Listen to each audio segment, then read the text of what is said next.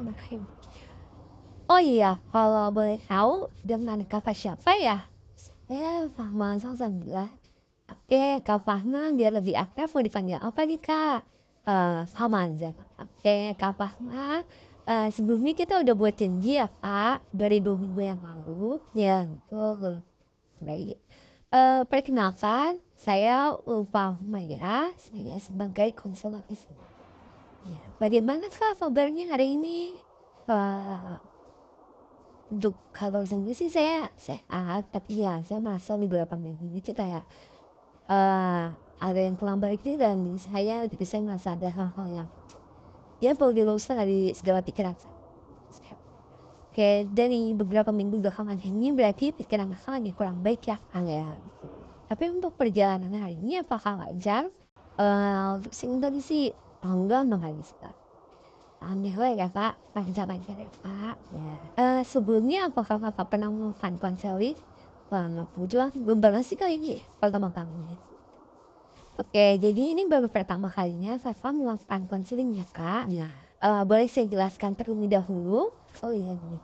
Jadi eh, konseling itu adalah di mana Mbak sebagai klien akan menyampaikan permasalahan dan eh, kesulitan kakak, dan saya sebagai konselor yang akan membantu menyelesaikan permasalahan yang kakak hadapi. Di sini saya akan menjelaskan juga beberapa asas yang akan saya sampaikan untuk menjalankan konseling saya ini. Yang pertama itu ada asas kerahasiaan, ada asas keterbukaan, dan asas kesukarelaan. Untuk asas kes untuk asas kerahasiaan itu di mana saya sebagai konselor menjaga dan memberikan di mana saya sebagai konselor menjaga kerahasiaan dari jadi asas kerahasiaan itu di mana saya sebagai konselor akan menjaga rahasia data diri klien dan permasalahan klien yang klien sudah ceritakan kepada saya. Saya tidak akan menceritakan. Jadi untuk asas kerahasiaan itu di mana saya sebagai konselor menjaga data diri klien dan menjaga data diri klien serta jadi untuk asas kerahasiaan itu di mana saya sebagai konselor akan menjaga data diri klien dan menjaga apapun yang akan klien ceritakan kepada saya dan tidak akan saya sampaikan kepada siapapun, baik teman dekat, keluarga, atau siapapun lah pokoknya. Terus yang kedua itu ada kesukarelaan, di mana kakak sebagai klien sudah bersukarela untuk datang melakukan konseling. Dan yang terakhir itu asas keterbukaan, di mana kakak sebagai klien bersedia untuk bercerita secara terbuka tanpa ada yang ditutup-tutupi. Oke, jadi untuk sesi selanjutnya boleh kakak ceritakan apa yang telah terjadi pada diri kakak. Boleh kak, langsung aja.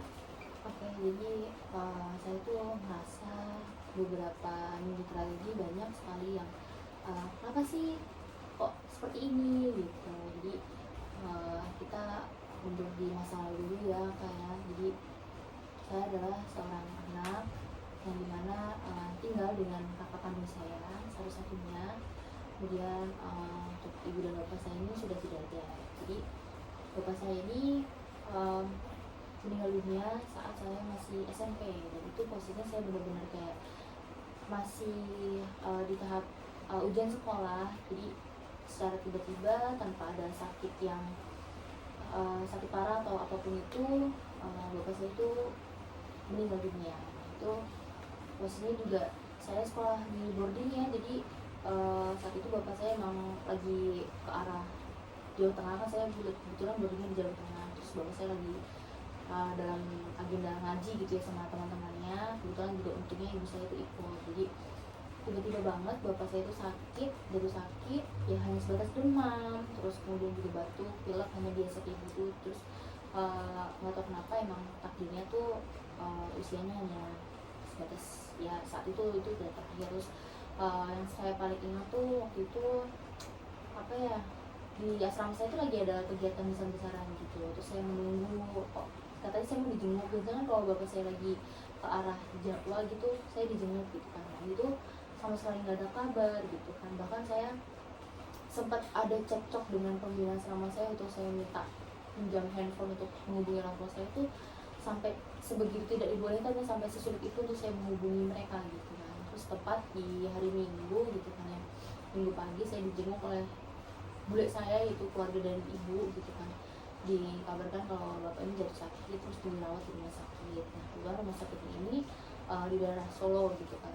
Terus yaudah saya sama, itu pun saya mau keluar dari asrama untuk jenguk orang tua tuh sulit gitu sama pembina-pembina saya, sampai kayak saya nggak dapat kepercayaan untuk kayak, emang iya kamu ke rumah sakit gitu, seakan-akan kayak orang tua saya sakit tuh hanya bohongan agenda dari sebuah cerita khayalan aja gitu. Terus entah kenapa, mungkin karena masalah pribadi atau emang pembina nggak ada kepercayaan kepada saya, karena ya saya pikir waktu SMP saya memang ya banyak lah kenakalan remaja yang terjadi gitu. Nah terus yaudah saya tidak didapatkan izin gitu, terus akhirnya dapat izin, bisa saya ya udah Solo. Nah tepat ya saat jam-jam 12 gitulah, saya mencari itu rumah sakit itu sulit sekali, kayak nggak ketemu gitu, nggak tahu kenapa sulit gitu, kayak kok muternya di pasar ini lagi, tempat ini lagi, tempat ini lagi gitu, sampai ada kali 5 kali sampai mobil yang saya sama saudara saya naikin itu bannya ada trouble kayak gitu. Terus ya udah ya itu benar-benar saya melihat, saya ketemu rumah sakit itu, saya benar-benar melihat bapak saya dalam keadaan ya sakit, udah terbaring di rumah. Kemudian juga bapak saya akhirnya ya saya melihat keadaan bapak saya terakhir kalinya tuh sesakit-sakitnya ia saat udah mau nggak ada tuh, ya udah saya melihat itu, ya itu jujur sebuah trauma yang membekas seumur hidup gitu.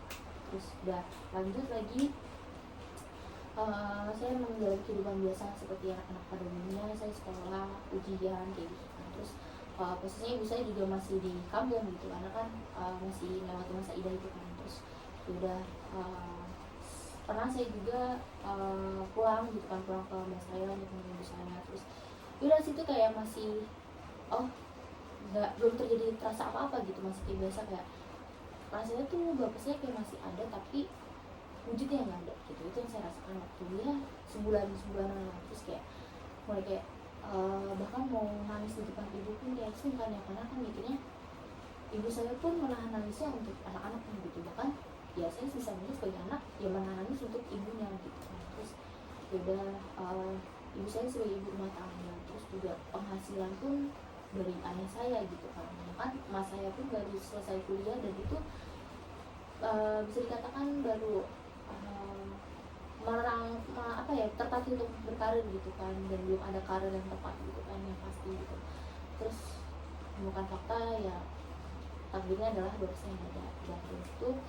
Terus saya biasa menjadi kehidupan, bahkan ya yang paling membekas tuh ya itu tadi omongan orang-orang yang di sekitar saya gitu kan. Bahkan untuk pembina saya pun bukannya mendukung, malah jatuhnya ya adalah kata-kata yang kurang mengenakan gitu kan. Jadi ya kalau saya nggak aja mungkin mereka memang nggak suka sama saya gitu kan.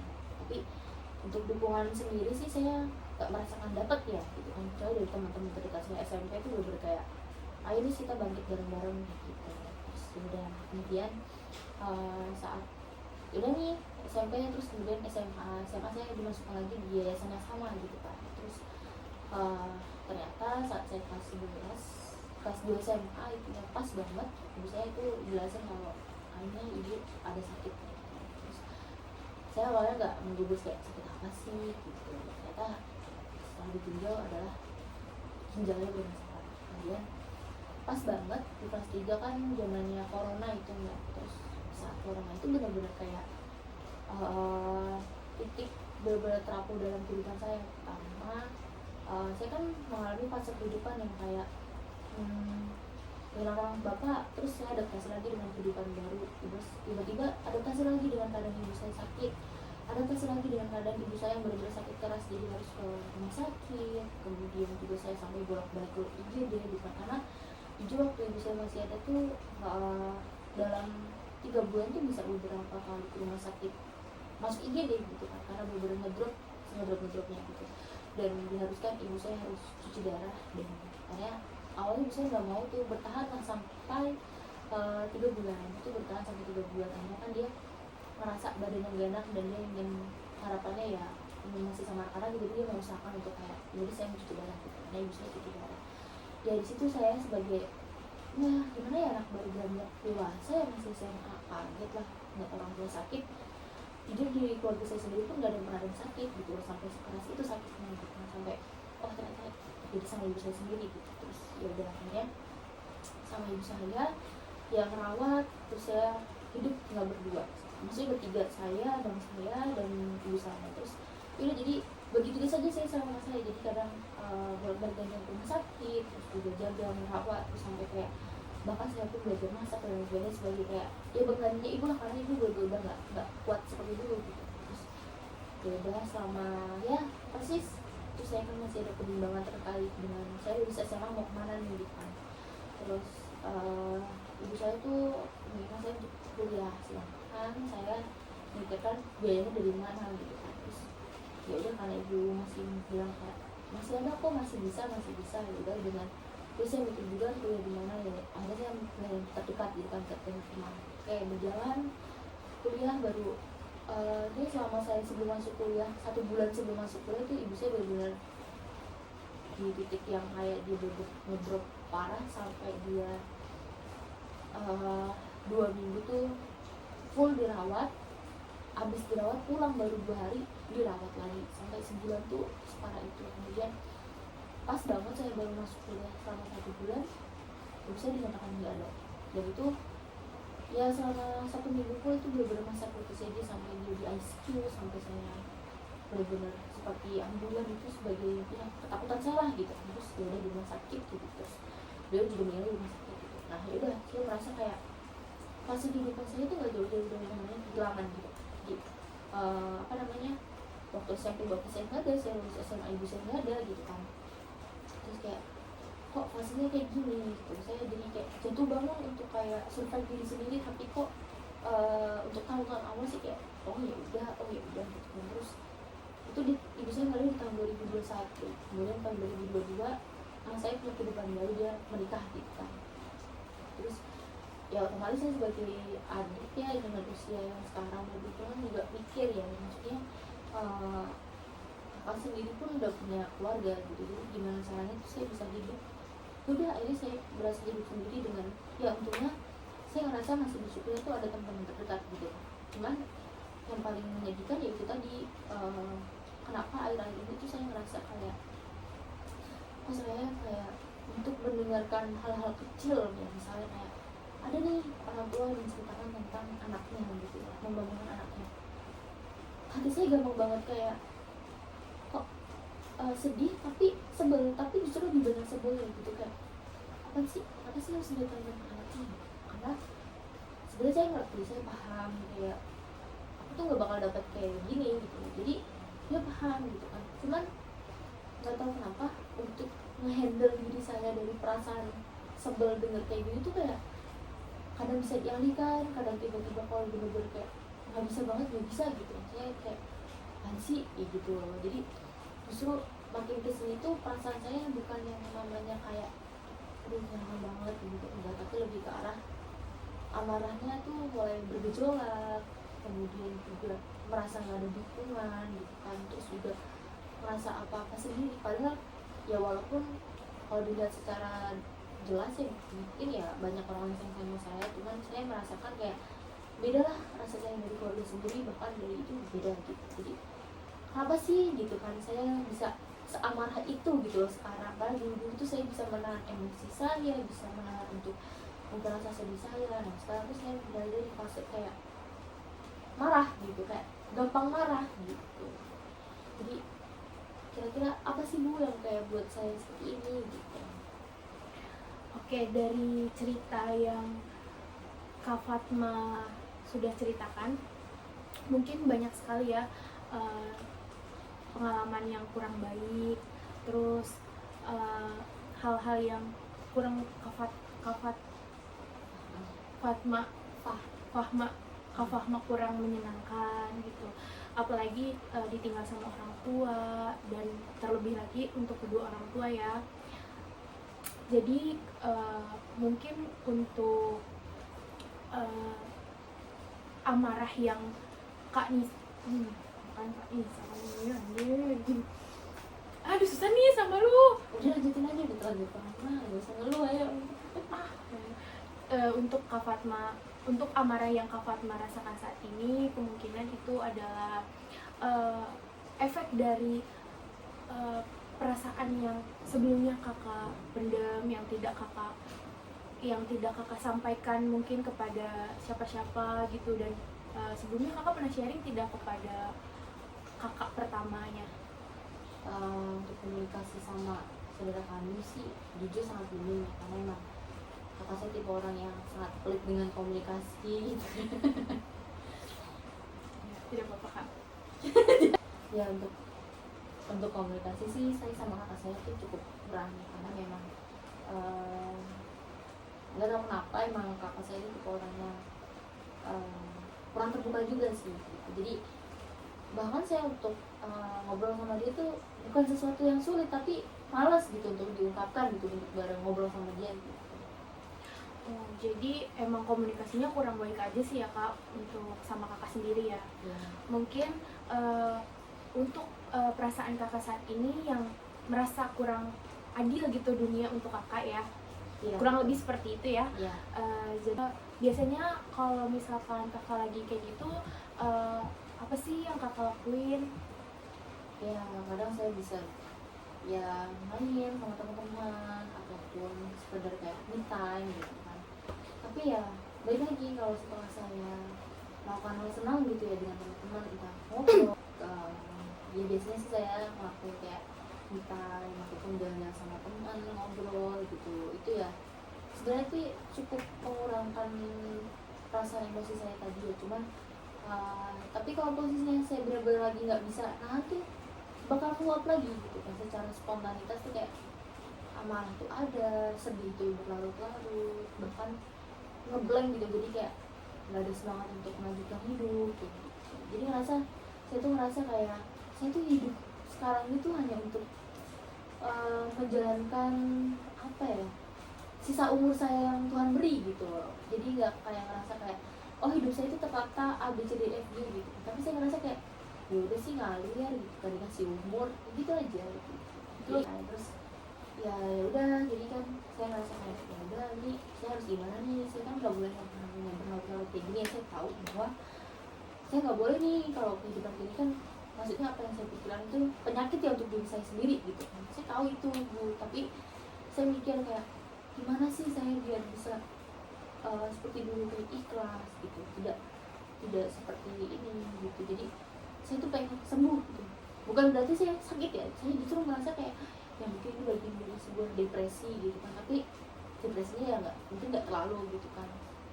Cuma saya pengen saya menjalani kehidupan kayak setenang dulu, ikhlas dulu gitu. Jadi apa sih yang bisa saya lakuin gitu.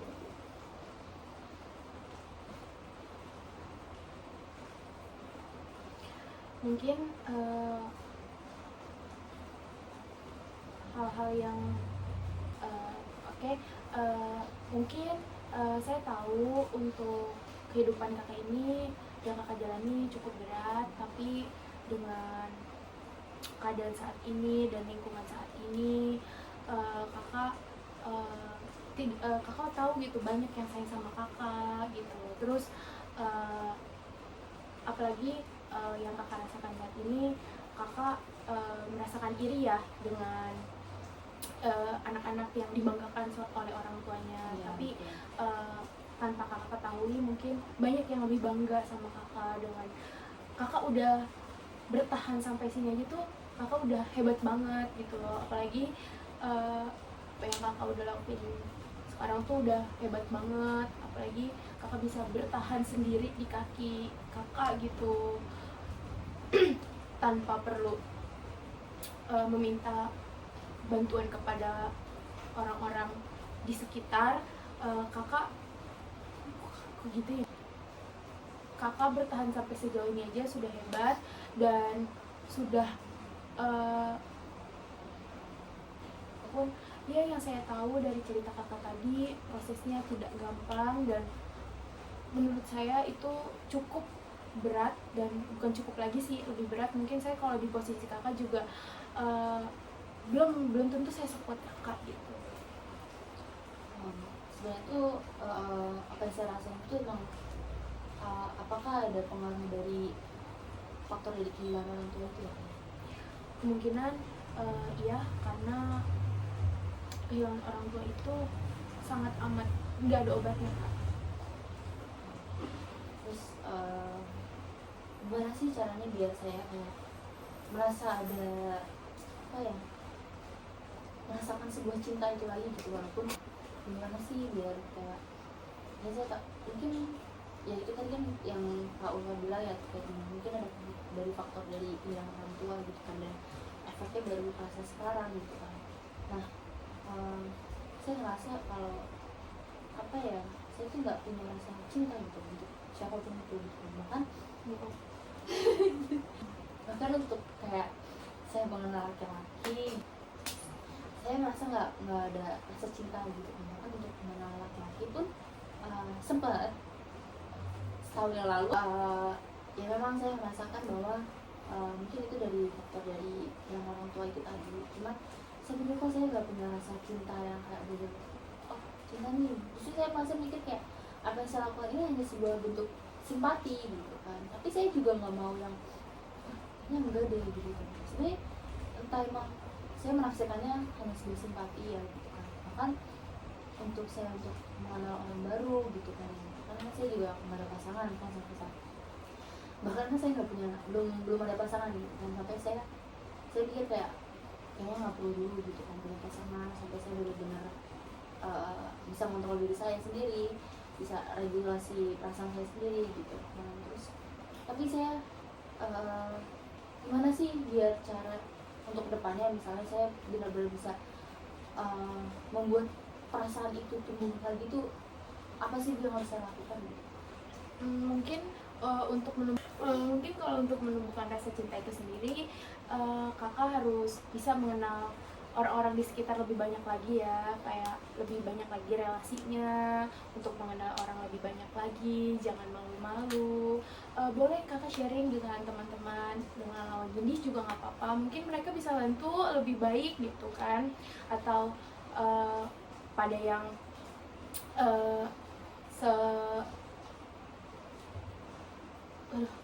lupa gue ya, pokoknya sama yang lawan jenis gitu. Mungkin kan pendapat yang sejenis dan lawan jenis kan akan berbeda pandangannya, apalagi laki-laki itu lebih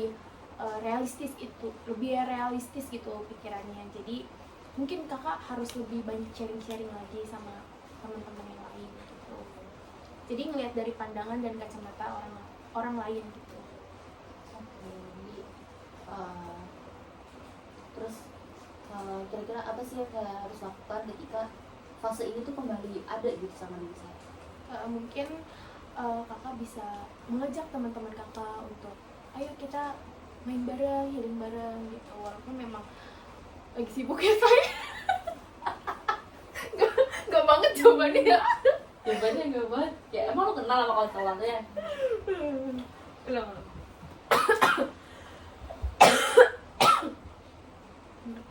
Ya mungkin kakak bisa mengajak teman-teman kakak untuk main, atau ngajak mereka kemanapun yang kakak pengen gitu, atau ngelakuin kegiatan-kegiatan yang kakak suka aja gitu. Seperti itu sih kak. Terus untuk menghilangkan perasaan iri itu sendiri gimana sih kak? Justru kalau misalnya saya lagi posisinya sensitif nih, bahkan untuk mendengar hal itu kayak terlihat biasa, tapi hati dan pikiran saya itu sangat-sangat kayak marah gitu. Cuma terlihat ekspresinya biasa gitu, tapi saya sebenarnya nggak mau kalau ada perasaan kayak gitu gitu. Itu gimana sih caranya biar saya nggak berlarut dengan perasaan yang kayak gitu? Untuk perasaan seperti itu mungkin Kak Fatma ya bisa sejenak untuk tidak dalam lingkungan itu dulu ya Kak, agar Kakak bisa netral dulu nih perasaannya gitu. Jadi Kakak bisa netralin dulu perasaan itu. Jika sudah netral, Kakak boleh kembali melakukan aktivitas yang Kakak lakukan sebelumnya. Jadi agar tidak terpancing amarah juga Kak. Kan biasanya kalau misalkan kita selalu dalam lingkup yang sama, kita kurang nyaman ya dengar kalimat yang kita kurang suka ya. Jadi mungkin ya itu kita netralin diri kita dulu, baru kita kembali lagi dalam lingkungan tersebut untuk menjalani aktivitas.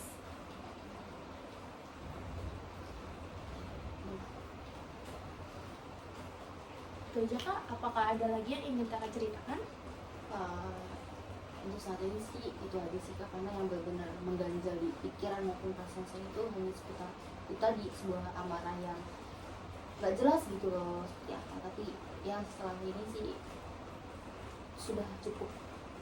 Oke, sudah cukup ya Kak. Kira-kira bakalan ada konseling selanjutnya nggak nih Kak? Kalau untuk Mau menjadwalkan ulang tidak maksudnya? saya mau lihat dulu ya perkembangan dari yang peredaman perasaan emosi saya seperti apa selama mungkin 1 minggu ke depan. Kalau memang baik lagi, saya merasa tidak baik-baik saja, mungkin saya akan menghubungi Kak. Baik, sekian konseling untuk hari ini. Apa Nis? Semoga apa yang tadi kita lakukan benar-benar Kak Fahma bisa merasa lega, nyaman, kemudian segala perasaan dan masalahnya bisa diselesaikan dengan baik. Kak Fahma bisa semakin semangat untuk menjalani aktivitas harian. Konseling sendirinya. Oke, baik. Terima kasih Kak Fatma. Semoga apa yang kita lakukan hari ini dapat diambil baik buruknya dan semoga permasalahan Kak Fatma cepat selesai. Baik. Terima kasih ya Kak. Ya, terima kasih